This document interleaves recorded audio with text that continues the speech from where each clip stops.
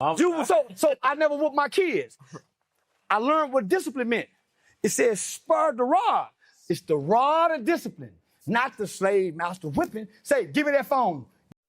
I agree and disagree with this simply because I mean, back when the Bible was written, it wasn't no phones and TVs and stuff, so they was definitely talking about a literal, spanking. But I do agree that before you just whoop your kids, you at least need to try to talk to them. You know what I'm saying? They do understand. They are human beings, so they do understand and comprehend what you're saying. So talk to them first. You know, and in our day and time, you can take away tablets, TVs, cell phones, etc. So I agree with this wholeheartedly.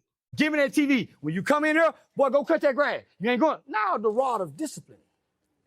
Tear down, build up. But when you hit, you teach to hit. That's why most niggas hit. You know why? Mama only whoop you when she mad.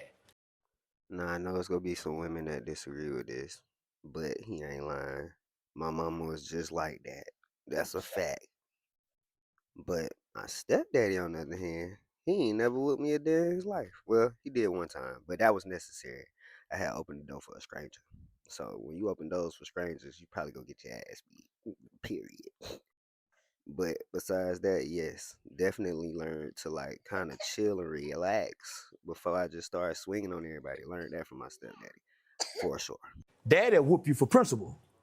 When things is going good, mama don't whoop ass. If mama break up with a nigga, sit your ass down. When mama going through something, nigga, she become a witch. So if you think children don't notice that, so when a nigga get mad, what do? He mimic mama.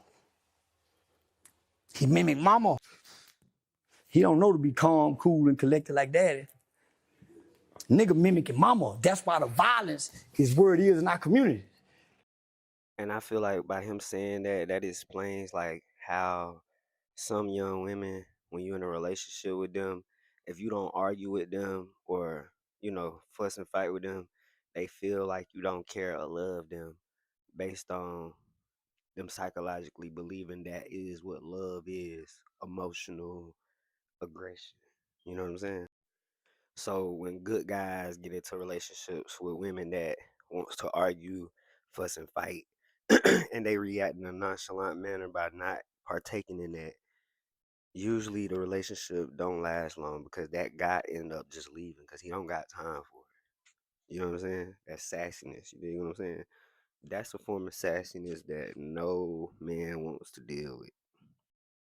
So once again, I know this might make some of you ladies feel a type of way, but he's spot on. Niggas mimicking mama. You gotta think, nigga, before niggas start walking in Michael Jordan tennis shoes, he was playing in mama high heels first. Oh, God. And she wasn't saying, boy, take that shit off. God. It wasn't, no, nigga. And you gotta think. She taught him, she reversed his psychological thinking. She taught him to sit down and pee like a woman. Oh, my God. This nigga is cooking. Boy, I don't know how to stand pee like that. Nigga, he a woman. He watched mama. Why you think it's so hard for her to teach him? So he go watch it when she pee. Nigga, he start wearing her shoes. He start mimicking mama at an early age. How you reverse that? Do you reverse it? It's really only one way to reverse it, and it's up to the woman in charge of the child to want it reversed. With that being said, every young lady I know, every woman I know at least one good man in the world where they can have their son around that good man.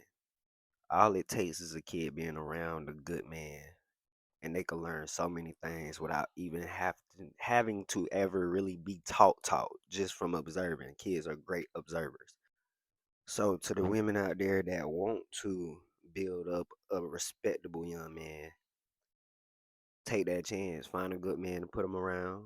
You ain't necessarily got to throw him on that man, but just get around that man and have him around that man, however you may choose to do so.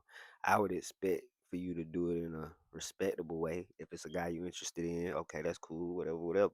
But it's guys that you may not be interested in, but they just may be good men. Might be a coach, might be a mechanic, might be a police officer, might be a firefighter, might be a doctor, might be a lawyer, accountant. You never know. But that's where you start at. Just get them around some good men. I was around good men all my life. So, yeah, do that.